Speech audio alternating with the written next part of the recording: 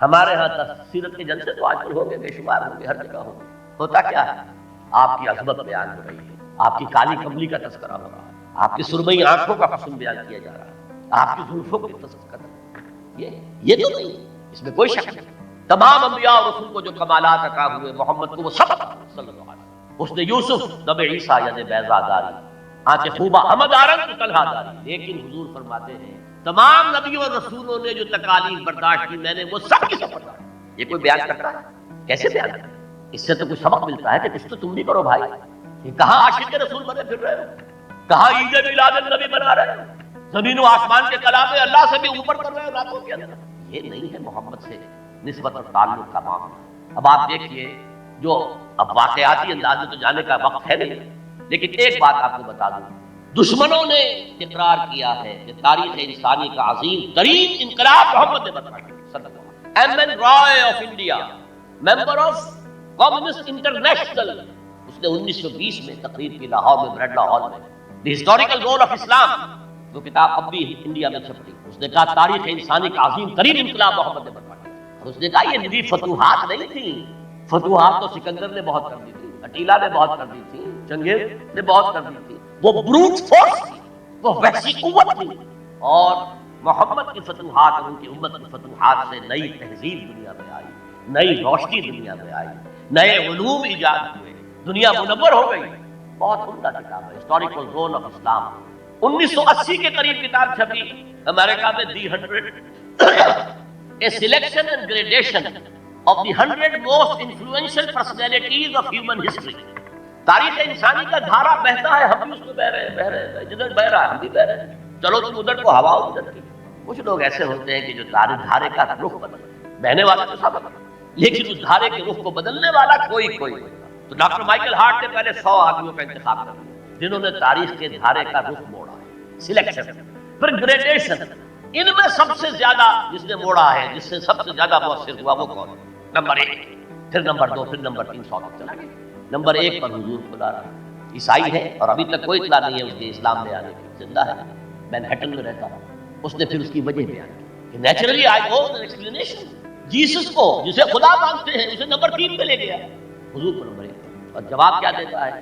Explanation کیا ہے؟ This is because he is the only person supremely successful in both the religious and secular field۔ جتنے بڑے لوگ دنیا میں ہیں وہ یا ادھر اونچے ہیں تو ادھر کچھ نہیں، ادھر اونچے ہیں تو ادھر کچھ نہیں، بڑے حکمران، بڑے فاتح، اخلاقی اور دینی اور روحانی اعتبار سے 0 بلکہ مائنس، بڑے مذہب، اخلاقی تعلیمات، روحانی تعلیمات بہت اونچے، گوتم بدھ، حضرت مسیح، لیکن ریاست، حکومت، سیاست 0۔ ایک ہی شخص، کتنی بڑی سچائی اس کے قلم سے نکلی، the only supremely successful in both the religious and secular۔ بہرحال یہ سمجھیے کہ تکمیل رسالت کا یہ مرحلہ ہے، یہ مذہب ہے۔ اگر حضور نے اس کو قائم کر کے نہ دکھایا ہوتا تو کہا جا سکتا تھا کہ ٹھیک ہے یہ نظام تو بڑا اچھا ہی ہے، لیکن یہ ادھوری بات ہے، بھلا کوئی بات ہے، سید القوم خادم ہو، قوم کا سردار خادم ہوتا ہے، شاعری ہے، یہ اچھا کہہ دیا ہے، لیکن محمد نے وہ نظام قائم کیا جہاں ابو بکر اور عمر خادم چٹائیوں پر بیٹھے، پیون لگے ہوئے کپڑے پہنتے تھے، رات کو گشت کے دوران کسی عورت کے کرانے کی آواز آئی، پتہ کیا معلوم ہوا کہ درد ذہن میں ہے اور کوئی اٹینڈ کرنے والا نہیں، فوراً گھر گئے اپنی بیوی کو لے کر آئے، فرسٹ لیڈی، اور اس نے مڈ وائف کا کام کیا۔ ایک اور جگہ دیکھا بچوں کو رونے کی آواز آئی، پوچھا کیا ہے؟ ماں نے کہا کہ میرے پاس کھانے کو کچھ نہیں ہے، بچے بھوک سے بلک رہے ہیں، اور میں نے یہ صرف ہانڈی چڑھا دی ہے چولہے کے اوپر کے دھوکہ دینے کے لیے کہ کچھ پکا رہی ہے، تھوڑی دیر میں روتے دھوتے سو جائیں۔ کام گئے بیت المال، وہاں سے ایک بوری آٹے کی اپنے کندھے پر، غلام سے کہا میرے کندھے، اس نے کہا میں نہیں چلتا ہوں، نہیں قیامت میں تم میرا بوجھ نہیں اٹھا سکتے، اپنے کندھے پر بوری رکھ کر گئے، وہاں جا کر کھانا کھوایا۔ یہ سید القوم خادم کبھی دیکھی تھی دنیا نے یہ بات؟ قائم کر کے دکھایا، نوع انسانی پر حجت قائم کی۔ مائیکل ہارٹ نمبر 1 پر لا رہا ہے۔ آپ بہت اچیومنٹ کے لیے وقت نہیں ہے میرے پاس، میں نے وہاں تقریر کے اندر پوری باتیں کی بات، اس کی شہادت، حالانکہ وہ خاتم رسول ہے، حضور کو گالیاں دی بالکل رشدی کی طرح، اور تسلیمہ نسرین جو ہے بنگلہ دیش کی اس کی طرح، لیکن ایک اعتبار سے گھٹنے ٹیک کر حضور کی مدح کرنے پر۔ یہ اصل میں بات تکمیل رسالت، پیش کر دینا، پہنچا دینا، وما علینا الا البلاغ، یہ بھی رسالت کا مقام، یہ ابتدائی پتہ تھا۔ اس نظام کو قائم کر کے دکھانا، انقلاب برپا کرنا، اس کو چلا کر دکھانا، چاہے وہ 30 برس رہا، لیکن دنیا کا کوئی دوسرا نظام تو ایک دن بھی قائم نہیں ہوا. جس ڈیموکریسی کا خواب والٹیئر اور روسو نے دیکھا تھا ایک دن کے لیے بھی نہیں آیا. یہ تو کیپٹلسٹ کی ڈکٹیٹرشپ ہے جسے جمہوریت کہا جا رہا ہے. جمہوریت کا اس نے dictatorship of the capital. Billionaire نہ ہو تو آپ الیکشن کیسے لڑیں گے؟ عام آدمی الیکشن لڑے گا. دیو استبداد جمہوری قوام پائے کو جو سمجھتا ہے یہ آزادی کی ہے جب کری. ہم نے خود شاہی کو پہنایا ہے جمہوری لباس. ابلیس کا ایک مشیر کہہ رہا ہے ہم نے خود شاہی کو پہنایا ہے لباس. جب ذرا آدم ہوا ہے خود شناس و خود نگر. آدمیوں میں اپنے حقوق کا ذرا احساس, اور یہ احساس محمد نے پیدا کیا صلی اللہ علیہ وسلم. اس کے تحت انہوں نے کہا اچھا وہ انسانی حاکمیت ٹنوں کے حساب سے فرعون کے سر پہ رکھی ہوئی تھی گندگی. اب ہم نے کیا کیا وہ تولا تولا سب میں بانٹ دیا. گندگی تو گندگی رہے گی, نجاست تو نجاست رہے گی. انسانی حاکمیت ایک شخص کی ہو, انسانی حاکمیت پوری قوم کی ہو, کفر ہے شرک. بہرحال تکمیل رسالت کا ایک پہلو یہ ہے. اس کی مثال میں آپ کو دے دوں, نام چونکہ پہلے بھی 2 مرتبہ لے چکا ہوں. سقراط کا شاگرد بھی اور شارح بھی. سقراط کی اپنی کوئی کتاب نہیں, وہ معلم تھا بس.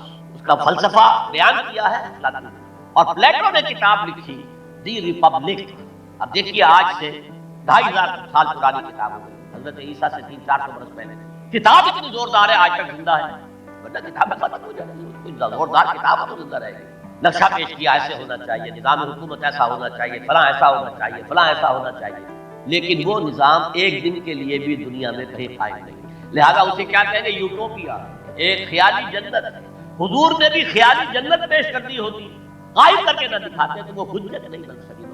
تکمیل رسالت نہ حضرت ابراہیم کے ہاتھوں کہیں نظام قائم ہوا, حالانکہ ابو الانبیاء خلیل اللہ امام الناس انی جاعلک للناس اماما واتخذ اللہ ابراہیم خلیلا.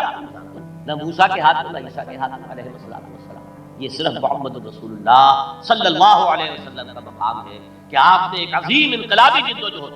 میری کتاب لے کر پڑھ لیجیے اگر تقریریں نہ سنی ہو. تقریروں میں مختصر مفصل منہج انقلاب نبوی, اتنا عظیم کارنامہ, عظیم ترین انقلاب جو برپا کیا 23 برس کے اندر حضور. اس کے منہج کیا تھا, منہاج کیا تھا, طریقہ کار کیا تھا, اسے سمجھیے. منہج انقلاب نبوی میری کتاب ہے 400 صفحے کی. سیرت کا انالیسس ہے. سیرت کا 6 steps of revolutionary process as deduced from the seerah of the prophet. اس کو فلسفہ سیرت کہیں گے تو پڑھیے.